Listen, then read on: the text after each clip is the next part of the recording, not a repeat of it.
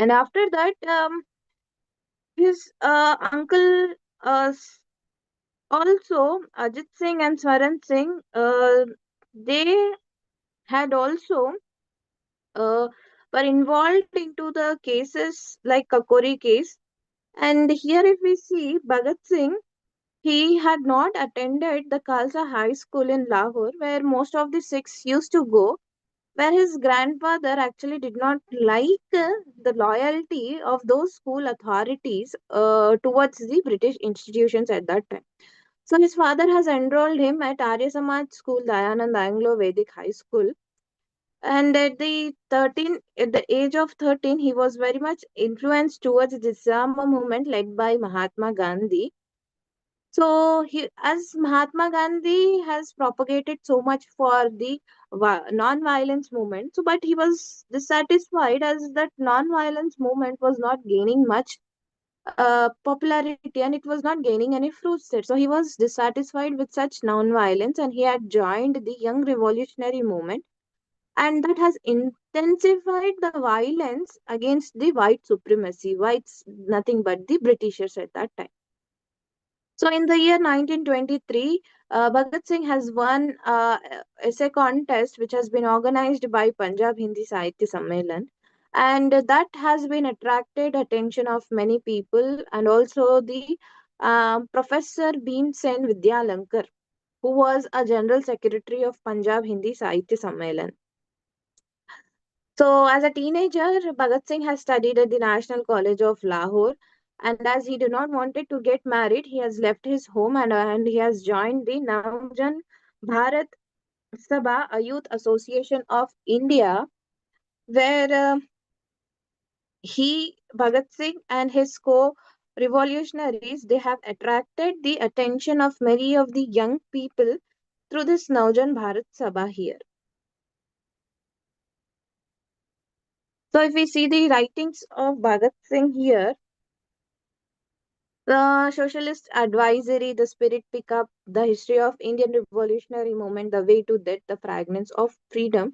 These are all the renowned books that has been written by the Bhagat Singh here. So social thought is talking about why I am an atheist. So here Bhagat Singh was an atheist, even though his family comes from a very religious family. Their family followed all the rituals, but then also he became as an atheist here. So he was a member of the Hindustan Socialist Republican Association, and he was that was a very revolutionary party that has been fought for India's freedom. So he, as an atheist, he has believed in the communism, and yes, as such, he has wrote many articles on the anarchism and the communism for the Kirti, for the development.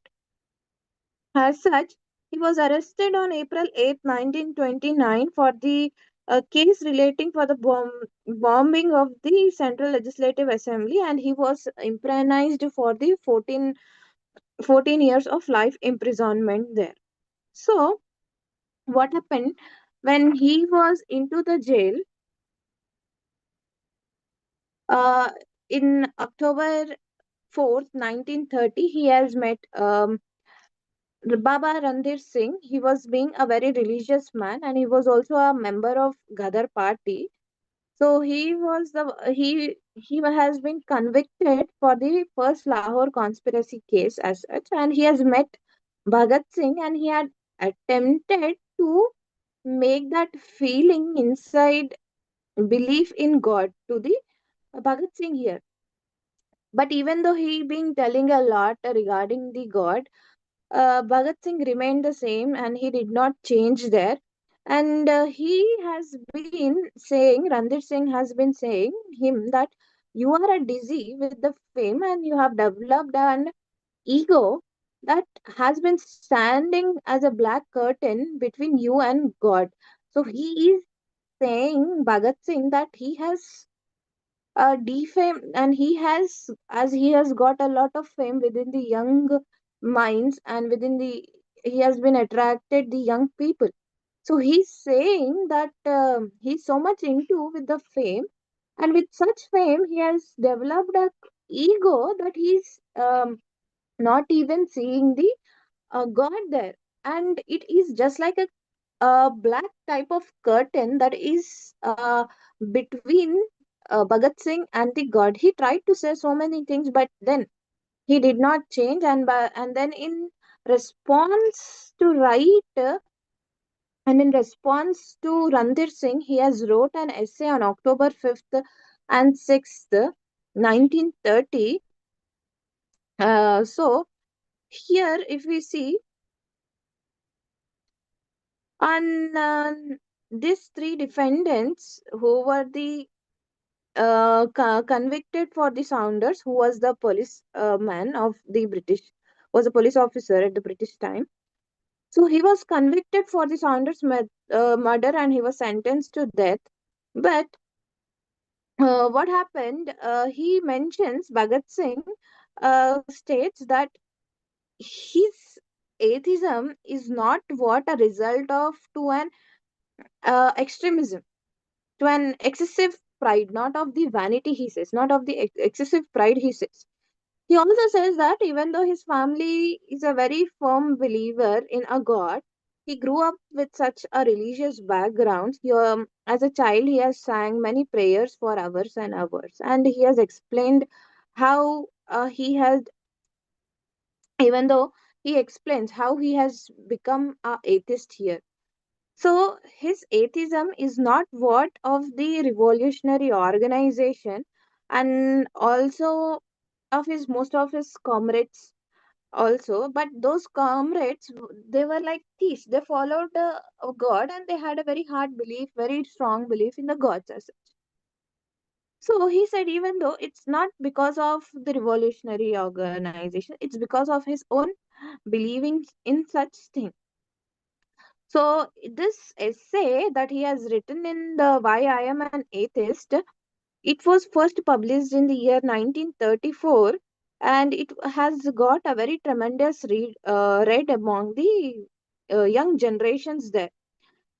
And here he says it's not what the vanity, it has been led to adopt the doctrines of atheism. It's not of the, it's neither nor, it's neither a rival, it's not an incarnation, nor being him being a very supreme himself. So he made himself right about why he being an atheist here. Now we see the problem of untouchability here. So he has been a very famous and very much admired Indian revolutionary. He has not only criticized the nature of communalism in Indian society, but also he had wrote about many serious problems of untouchability and also caste for the struggle of independence here. So we know this caste as a form is like a social stratification that has divided society into various groups here. As he wrote that at the age of 16, in June 1928, he wrote an article said about Achut Samasya, which means problem of untouchability. This article was a backdrop of Muhammad Ali Jinnah's proposal at 1923 Congress meeting that has been made to divide the untouchables among Hindu and the Muslim mission organizations. So here he sensibly presenting the situation of the untouchables that has been present at those times, and he also Singh has offered many solutions to that extent here. So that kind of attitude has been seen in the 20th century, which is really embarrassing, is what he has felt up here. So whereas many Indian people has been trapped up into the spirituality. So he has also emphasized people not to treat their fellow citizens in the sense of being depressed community. And they had no, if the people have treating such people in a wrong way, so they have no right to demand the political rights as such. So he has criticized Hindu society where a dog can freely roam in the kitchen where they do not have a problem, but if a Dalit enters the temple, it's been treated as an impure, which is making the Brahmin's house as an impure here. So, on solution on providing solution for the eradication of untouchability here, he says like that untouchability is very much irrational and that is not logical. So those Aryans has divided the Dalits, then they had did this injustice. They have introduced this concept of rebirth that to fear the Dalits there. So these Aryans has exploited them for many of years and injustice, and they have been repressed their feelings of the self confidence as such. So he has admired the methods of Navjan Bharat Samaj and the Navjan Congress to abolish the untouchability here. So he is also writing to the duty of councils and also to the assemblies to provide freedom and to provide the freedom and equality in the schools, colleges, wells and roads and everywhere in the society. So he has also said that they should have their own representatives.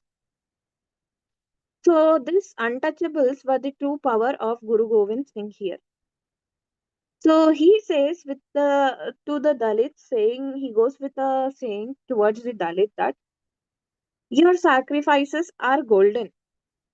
Means whatever, as Dalits were being so depressed, they were given the very bad um, slavery that they have to do a very hard of the slavery hard works, and they have to do the all bad all the drainage kind of works here. So he is saying that their sacrifices are golden here, and he says that the imperialistic bureaucracy, that British kind of government, is also a reason for their slavery here.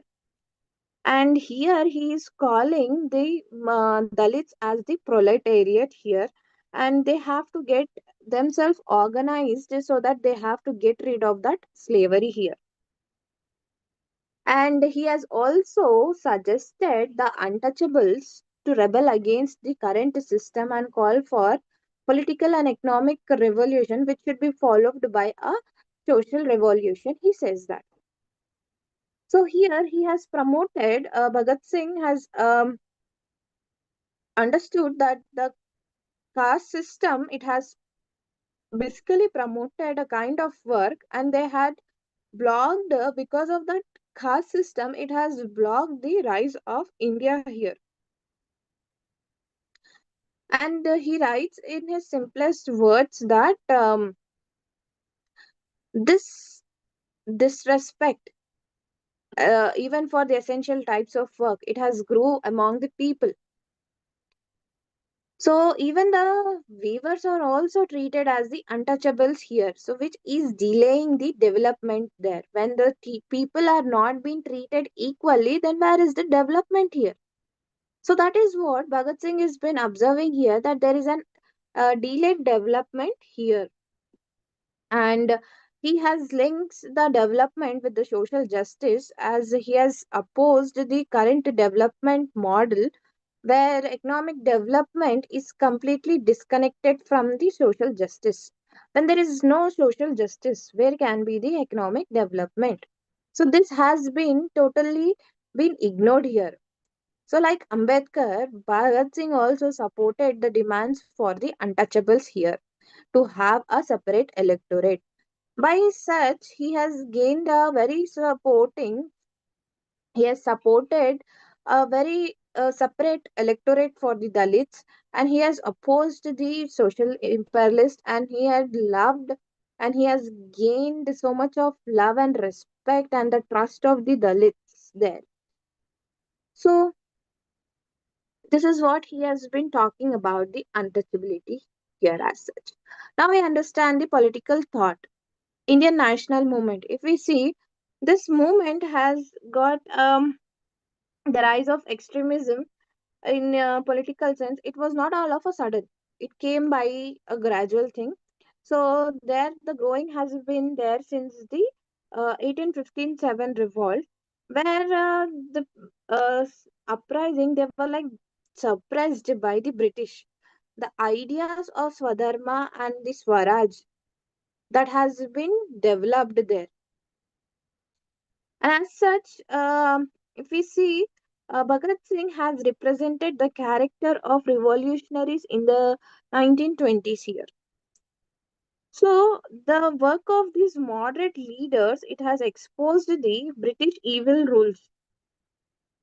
So whatever the peaceful methods that were followed by the moderate leaders were not effective to make the British government accept their demands here. So as a result, what happened? People became so much politically conscious, and they have been become so much frustrated about the government, about the British government, how they have been demoralizing the people and how they have been exploiting the people here, and they have been so much disappointed. So at the end of 19th century, a strong feeling has been aroused among the people, and that has made up for the radical political action that needed a British to accept the whole of the demands there. So because of that, we tend to see there were several international events that has been boosted the growth of extremism in India there. And many revolutionary movements in Ireland, Russia, Egypt, Turkey, China, and the Boer War in South Africa that has made Indians to be aware of British, to be aware that the British government could only be challenged by how? By placing them in a position which is against it. So here, the emergence of this revolutionary ideology at end of 19th century and in the beginning of the 20th century, it has made a result of the many internal and as well as the external influences among the young minds of people here. So here the vital factor that has been contributed is the spirit of nationalism among the patriots here, and by was the it's nothing but the economic exploitation that is been done by the British imperialist here. So here Dadabhai Nauroji, he is the first Indian to call about this drainage of the well towards the England uh, as such. And there was a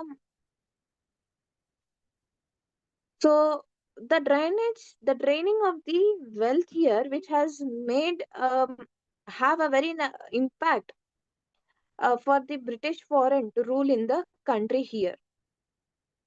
So these are the political thought on Indian nationalist movement. We'll see what he's talking about extremists. So Bhagat Singh is an extremist here, and he, being a revolutionary person. So where we see these extremists, they were like radically, uh, they are very much different from the moderates, and they have the very specific objectives in the kind of emotional indignation which has been against the British rule, and therefore they make the promotion of the active participation of the people, and within the participation of these people in like a agitations. So here, if we see, these people has been aimed to prepare these masses to struggle to win the Swaraj by educating them, by uniting them and insisting them to have a kind of self-esteem, self-confidence, and pride in their heritage there. So here the young revolutionaries, they were like undoubtedly the wrong and the reckless here, but their violent actions has been triggered equally, and those violent repressive policies which has been triggered by this British government made to be implemented by the British government here.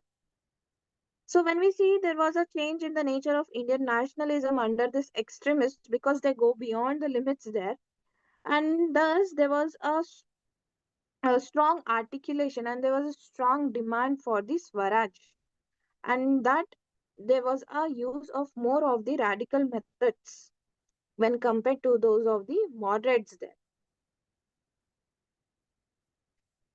So here, when we see the extremists, they have wanted to reorient things rich on the Indian religious traditions here, and they wanted to have a struggle for national liberation here.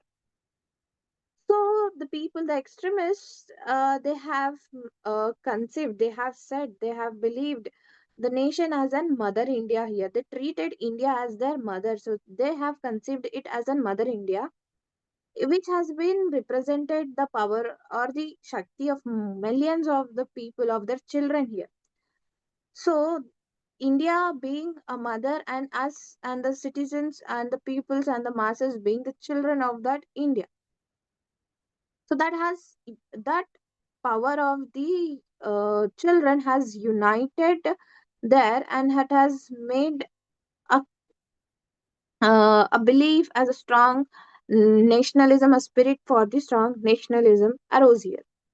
So this new nationalism of the extremist, it was an attempt to create a nation which is to have the spirit and to have the action to make themselves revive of the old character, old to avoid the old notion of Indian character here, to create something on the new, to make it a redeveloped one.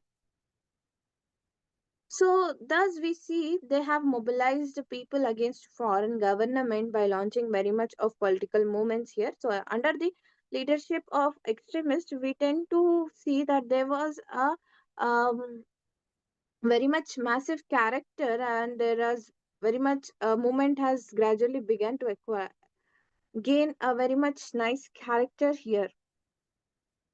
So these extremists also used the religious symbols to wake up those masses, and they did not mix one thing to be noted here, that they did not mix up the religion and also the politics here.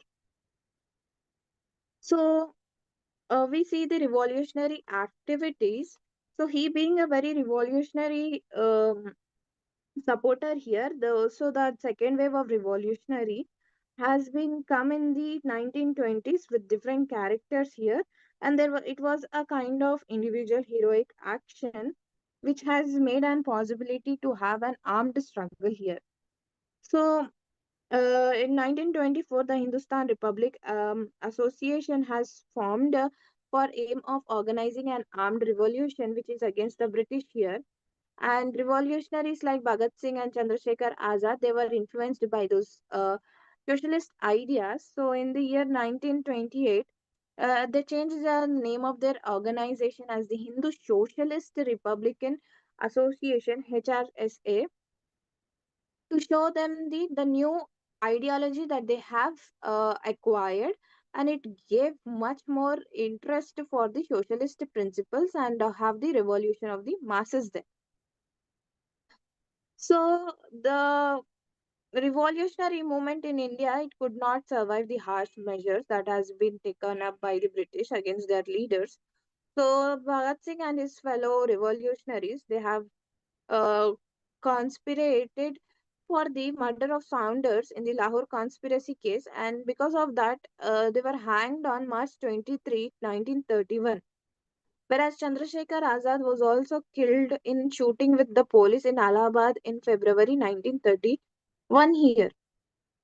So there was a very much of vital contribution of early Indian revolutionaries towards the Indian freedom, which has been made clearly seen from the Sedition Committee report of 1919 here, and that it gives that is revealing that the British government has gave much more importance to the revolutionary movement there. So now we see recognized as the political prisoners here. So this revolutionary, it has gained a very much momentum under the during the first decade of the 20th century. So there were like groups that has been emerged in Bengal, Maharashtra, Odisha, Bihar, Uttar Pradesh, Punjab, and the Presidency of Madras. So these groups has been dispersed throughout India here. So now if we see, there was like Bengal partition in 1905 and in Punjab 1907. So the first case, the Bengal partition, it was the educated, intelligent, and dedicated young people coming from the young urban middle class Badralok community. They have came to form the classic Indian revolutionary here. And the later one in Punjab 1907, it has got a very immense support base in the rural and also in the military society of Punjab there. So what happened in the Punjab, in the Bengal, Anushilan Samiti, it has been emerged as one of the large firm of local youth groups and also the gyms akhadas in Bengal 1902 here. So this emergence of that at that time, this emergence of Gandhian movement, it has slowly been absorbing the different revolutionary groups there. And this revolutionary nationalists, they saw a resurgence after the collapse of the Gandhian non-cooperation movement in the 1922. And after that, what happened? A wave of violence that has been led to the enactment of the amendment to the Bengal criminal law in the early 1920s there. So on this revolutionaries, they have planned to kill the Scott. Scott was a police superintendent at that time in the Lahore. So on December 17, 1928, exactly after the 1 month of the martyrdom of Lala Lajpat Rai there, Saunders, who was an assistant police superintendent, he was shot dead near the SP office and SP office and the DAV college there in the Lahore. So where Jai Gopal Rajguru, Bhagat Singh, and Chandrasekhar and Sukhdev, they have carried out this mission and they have been escaped it so successfully. Whereas Bhagat Singh has been hanged after that, but he has left a book behind this manuscript called the jail notebook here. So the very most interesting slogan, Inqilab Zindabad. So this has been coined up by the Urdu poet and freedom fighter from India and the leader of the Maulana Indian National Congress, Hasrat Mohini, 1921. So this actually was coined by the Urdu poet, but it was been popularized by the Bhagat Singh in the late 1920s through his speeches and his writings there. So in April 1929, he has raised this as a motto, motto of nationalist icon, and it has been much been as a nationalist vision spoken person there. So the martyrs of the 1914 to the 1915, they have separated religion from the politics there because they felt that religion should not interfere in the politics as it does not, because when religion comes there will be a differences in between and which it might not allow people to work together, something that is being done for a common cause there. And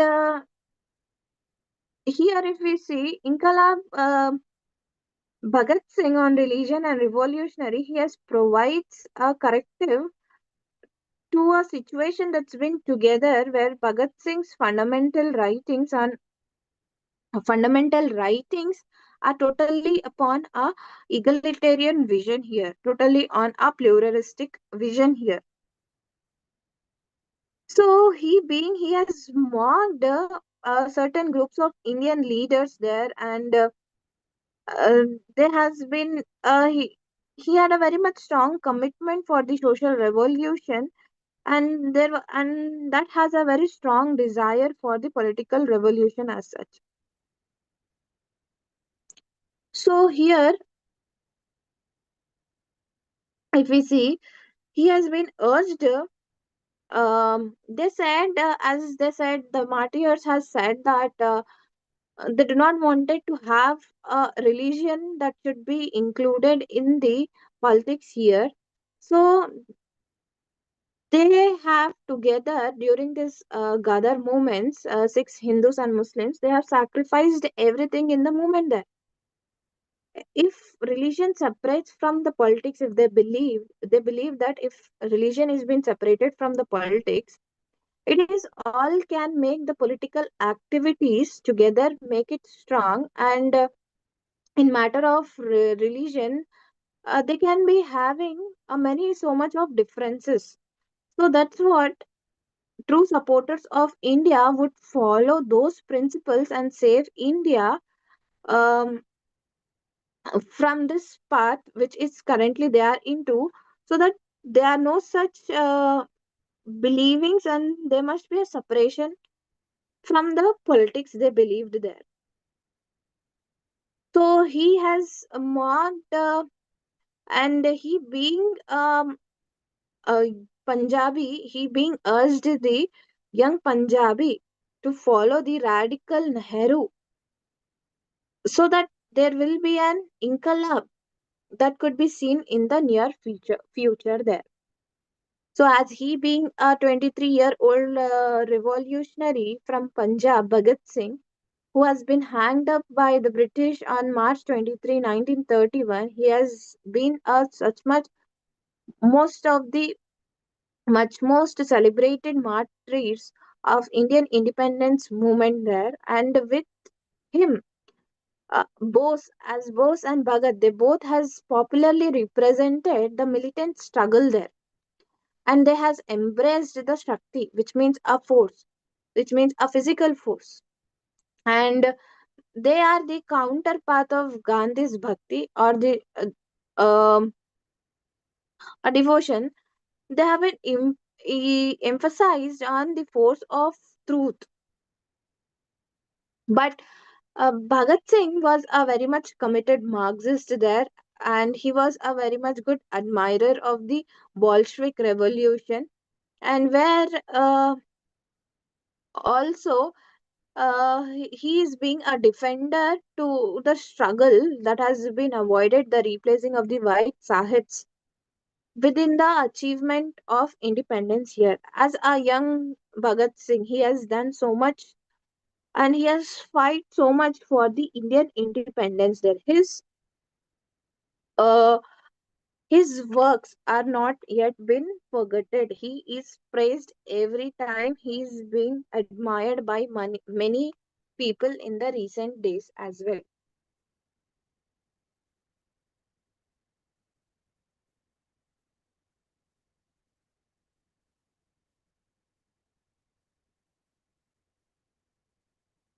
So next topic is about Nehru here. So Nehru, we shall see now the Nehru's views on secularism and democratic socialism here. So Jawaharlal Nehru, he being a very great architect of Indian nation, and he has also served as the Prime Minister of India for about 2 decades here. And he has also known as the father of Indian foreign policy. And his foreign policy is based upon the principles of domestic development uh, and international recognition here. So he said that nationalism and internationalism, it could go side by side here. So he played a very key role in making of the Indian constitution here, and he has submitted the historical objective resolution to the constituent assembly here, which was a basic principle for making the constitution. So Jawaharlal Nehru has born at Allahabad on 14 November 1889. His parents are Motilal Nehru and Swarupa Rani, who were a Kashmiri Brahmin family. They have migrated to Allahabad in the 18th century. So he was the only son, and Vijayalakshmi Pandit and Krishna Nehru were their daughters.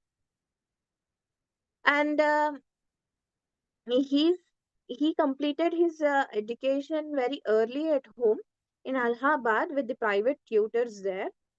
So Nehru has married to Kamala Nehru in 1916, and he had only daughter Indira Gandhi, who was born in 1917. So here he has attended the Bankipur Congress session in 1912 as a delegate there, and he has become a secretary to Home Rule League here. And Nehru has presided over the Lahore Congress session, and where he has adopted many historical resolutions on the Purna Swaraj there.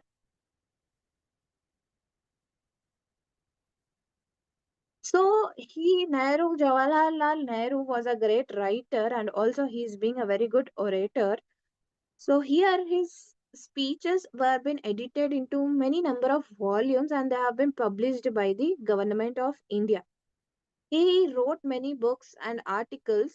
Few of them are very important works about him. The Discovery of India, The Glimpses of World History, Autobiography, Letters from a Father to His Daughter. He wrote this when he was into the prison. Uh, Before Freedom, Future on Indian Communalism, and other subjects.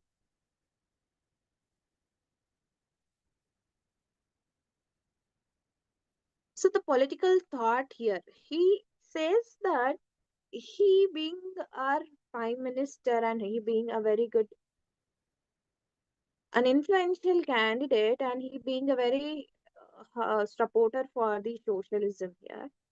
So for him, in his broader meaning, according to him, the democracy in his own words is like a democracy. It's not only political, it's not economic, it's something that is related to the mind. So where it is involving all the equal opportunities of the people, and also the political and economic domain, equal opportunity in the economic and also in the political domain here. And it also involves that democracy, it involves the freedom of tolerance of the others, how people have been tolerating everybody, and the opinion where they differ from viewers, means everybody's opinion will be differing, right? So here his concept of democracy has been analyzed into three ways: political democracy, economic democracy, and social democracy. Political democracy. His political democracy, it has been found in the expression and towards the Constitution of India, when he has emphasized towards the freedom of thought, expression, belief, faith, worship, association, action, and universal adult franchise here. So he being a very enthusiast about the Marxism ideology, uh, it has to be dissolved by the 1949, which has been dissolved in the year 1949. So where according to Nehru, the democracy is a kind that has been centered on as a representative government with the popular sovereignty, he says. So he said that he's pointing out that these ideas are not new to the Indian traditions. This he has discovered it in the Shastra and also in the various Indian literature there. So that current so in social life, local government, these trade guilds and the religious assemblies, etc., that been cast, those are a kind of evils towards the democratic habit in each group, he says. So regarding this representative democracy, he gave much more importance to the methods of election here, where people elect their representative bodies. So here he is saying, he's commenting that a democratic state, it should take the risk of choosing the wrong people, because he know that in our politics or in any party, there will be people who may be going in a wrong path, who may be choosing the wrong paths there. So he is saying choosing those wrong people, but in a very right method, and we should hope something for the best. In the right method here, in the sense, is only through the elections. So he is recognizing the evils of the disciplined political parties. They actually destroy the democratic spirit of an individual. So, in a democratic setup, he says that every people should have the opportunity to be given for the development of ideas and also for the education of the public in them. So, he is also his mainly his ideas are totally pertaining to the political democracy, where the central principle is of popular sovereignty, election, majority rule, and the responsible political parties here. Because he being picking up a risk of choosing wrong people here. So he believes that without this, there could exist. Without this, there could not exist any democratic state here.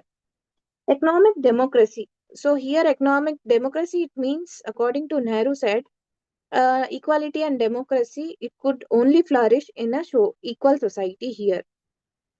So this he has realized within the framework in the 19th century, where the political power had become the monopoly of the upper class there, from which has been granting some measures of a kind of economic equality and the the democracy, it actually was not producing the political equality, true political equality there.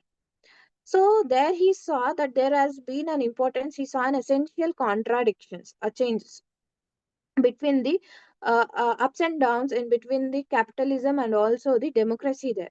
So he has called those capitalism in that capitalist system has made a serious problem for making up this for kind of a difficult democracy here. So on social democracy, he says that democracy is not only a freedom, it is nothing but a discipline here. So he stated that it should have the self discipline of the community here. So, where this self discipline in politics, it should be like a faithfulness to the peaceful and the democratic procedures here.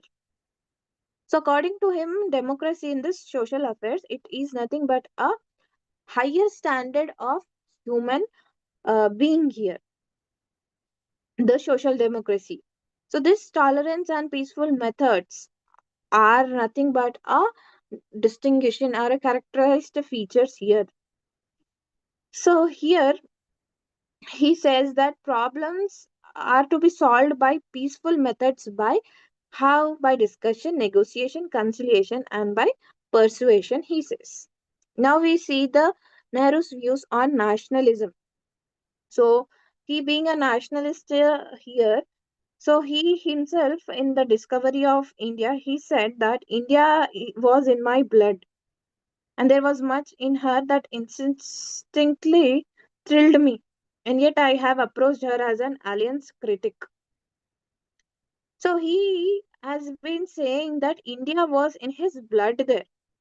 So also he is seeing him something that has thrilled him there, and he has approached there as an alien, as an other critic there.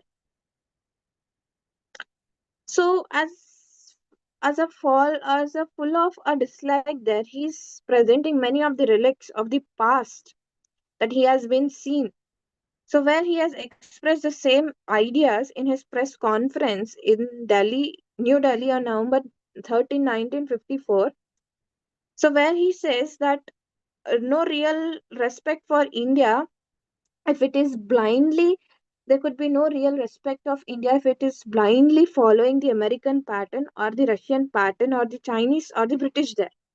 There must be something Indian. There must be something in Indian sense here.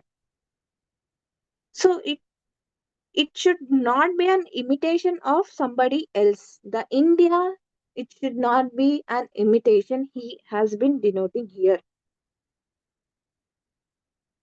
So there, if we see nationalism, that narrow kind of nationalism was a kind of curse, he said.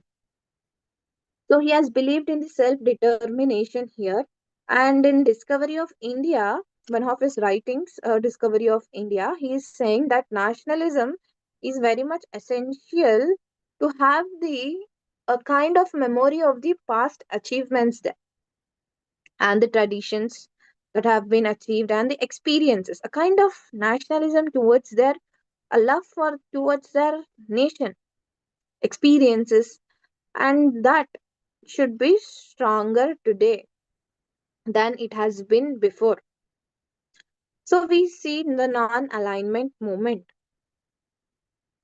So it's the very famous one, the non-alignment movement, where he being a very important person among this non-alignment movement. So when the Second World War has ended, so the world was divided into two power blocks. Uh, NATO, Democratic Bloc, which is called NATO, and the Communist Bloc called Warsaw, and they has been opposed to each other there.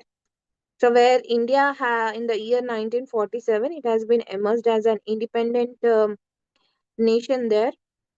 So where seeing such as the world was divided into both of the um, two blocks, he decided to follow a policy of non-alignment there. So, according to him, the objective of India's foreign policy should be of peace, and two, it has to provide a bridge, a gap. It has to provide a fulfillment towards these two power blocks, so that whenever they, if there is a possibility, they could sit together and discuss their mutual differences that could be safe for the world and also for the development and to progress among themselves. So he's being a greatest success. The greatest success of is the non-committal international politics here in the 1961 NAM. So he has formed allied. He has found the allies with the Marshal Tito, Abdul Gamal Nasser, Sukarno, Uno, and Ruma. At the this has been later has been formed up as an alliance there. So the this alliance has been led to a greater degree of international pressure there. However, Nehru has been succeeded to have this mission. So this has NAM has given a very passive platform of being a neutral and being a very being platform of neutral and the inactive nations there. So it has also given the objectives of gradual decolonization of the world here. So this has favored a process of decolonization towards an adoption of the NAM here member, where was the discussion was meant and discussion was done, and there was a peaceful agreement between those people there, between the nations there. So now we'll see Nehru's views on secularism here. So Nehru has contributed to establish practice secularism within the country's framework here. So his secularistic ideas has born in the childhood there, because his resident teacher Ferdinand T. Brooks, as he has been privately tutored there, one of his teachers Ferdinand T. Brooks, he's being a theophist, and also his interactions with the Annie Besant and the Munshi Mubarak Ali, and he being living with the Jews at that time, it has been a great impact on him, and it has made an initial level of removing many religious dogmas from his mind totally there. So he being basically a historian there, and he was convinced that India was a very plural society, and it is not only a one religious affiliation. There are many multi people here, and here the War of Independence in 1857, it was nothing but it is showing when the Hindus and Muslims had fought together here. They did not show the differences there. So when Nehru has entered the political life, he has applied whatever knowledge he has towards the knowledge of history to know the communal forces, and to have the and he has wide support from the political authorities there. So he has opposed the British rule that was reducing the birth of communalism, which was due to multi factors. But whereas the British was a major contributor there. So here, when we see this, he concluded that the functional government, it must encourage and sustain religious diversity, because India is a country where we have multiple religions here, and no government should be biased towards any specific religion here. So he wanted to have that there no place in religion should have no place in the politics there. So here, when we see Gandhi's ideas, where Gandhi says religion and politics should go hand in hand, but he being a very great supporter of Gandhiji, and both Gandhi and Nehru being a secularist, but they are like a different application. They applied the concept of religion in a very different way here. So he was also aware of the dangers that might be posted by the majoritism towards this national movement here, and his anti-communal approach that has made a cause larger cause for the Indian national movement here. So here Nehru has nourished, developed the secularism with him as him being having a very clear objectives when ensuring a respect towards the religion here, and he wanted to have the focus on the national development by equalating or by associating all the sections of the people here. So here he decided um that his belief in uh, secularism, it was by the emphasis on the scientific analysis here.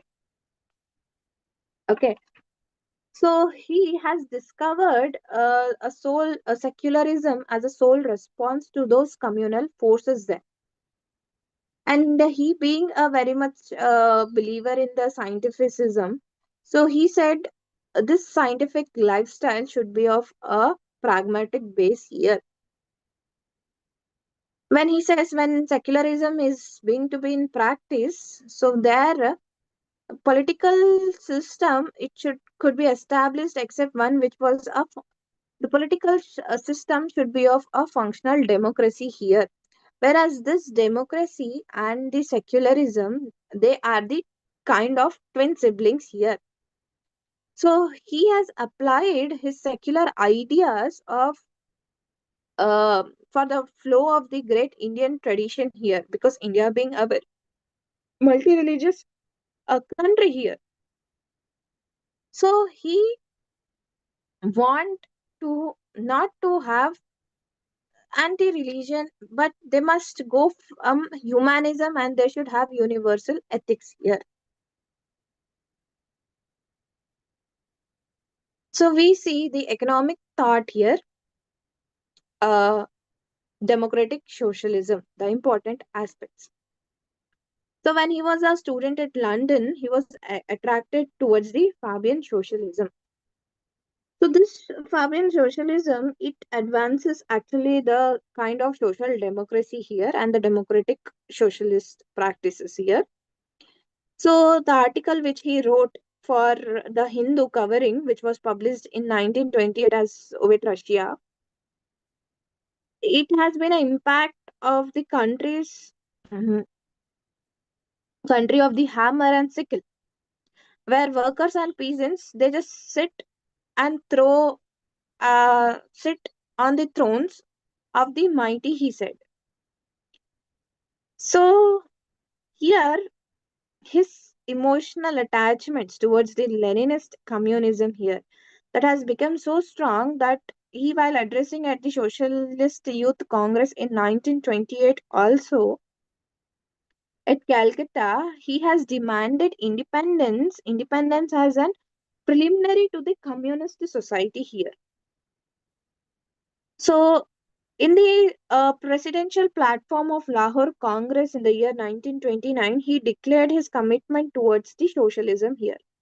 So here he is saying that I must frankly confess that I am a socialist and a republican, and I know believe the kings and princes are in the order which produces the modern kings of the industry. So here he is making himself frankly say to the everybody that he was a strong supporter of the socialism here.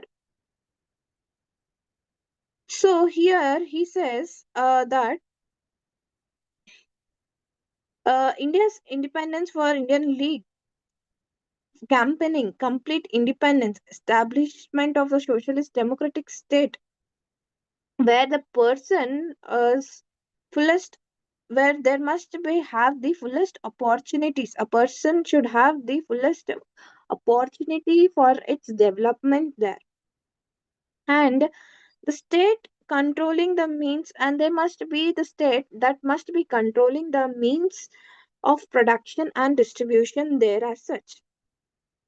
So he not only dedicated to being an ethical and sentimental and emotional aspects of socialism, but he has been saying of a philosophy that has been deeply involved, where the economic theory here of the state ownership here. He wanted to have the state should has few state should have the ownership of the production and distribution here.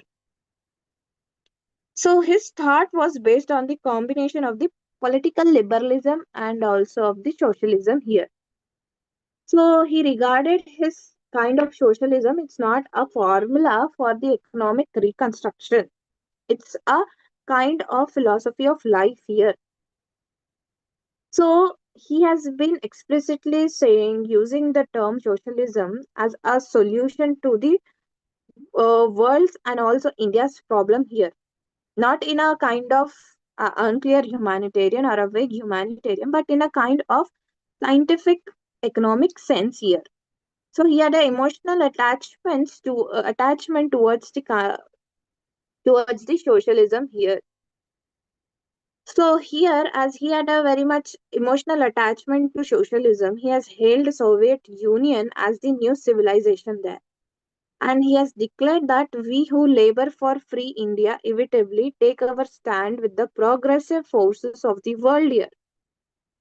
And they have to range against the fascism and the imperialism, because they were like a kind of despotic rule and the kind of exploitative practices.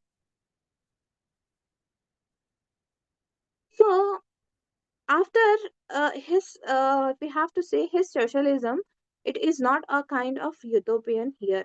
To him, this socialism is a kind of economic liberation here. That liberation is for the masses, for the people, from the industrial and also from the agrarian feudal lands and the oligarchs here. So here, socialism, according to Nehru, it meant the ending of private property, except of the restricted sense here. It means he wanted to have a state interference, a state ownership here. But there must be, it should be an end to private property there. But in that private property, it should have a little limitation there as such. So his socialist pattern of society, it has connoted the social ownership here, and that has been led for the equitable distribution of all the wealth there. And in the speech in Lok Sabha, he has defined his socialist pattern of society as marked by equality here, and he wanted to have the removals of the disparities, that is the differences, and also he felt that it is a kind of possibility for everyone to have to live a very good life there. So here he wanted to have he also was interested in introducing the cooperative farming, farming based upon a single unit and where people work there. And also he also a ardent supporter for the idea of welfare state there, and he has expressed his agreement with the British Labour Party's ideology there. So he has been a very much, his ideas has been beyond the transit, beyond the concept of the welfare state.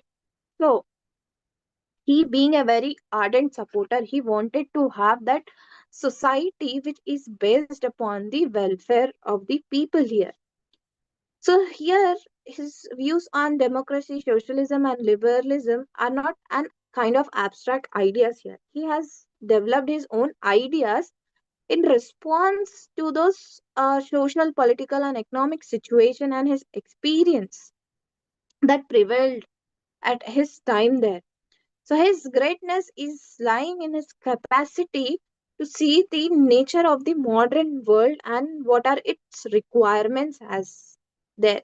So he has devoted all of his life for the practice of a theory of politics there, and he has made significant contributions to the fields there. So he has been a foremost interpreter of the liberal democracy in India here. So Jawaharlal Nehru has succeeded in interpreting, applying, and adopting those democratic ideas to the um, political life of the people there. And he has been cherished by one and all the long people in India who believe in the liberal democracy there.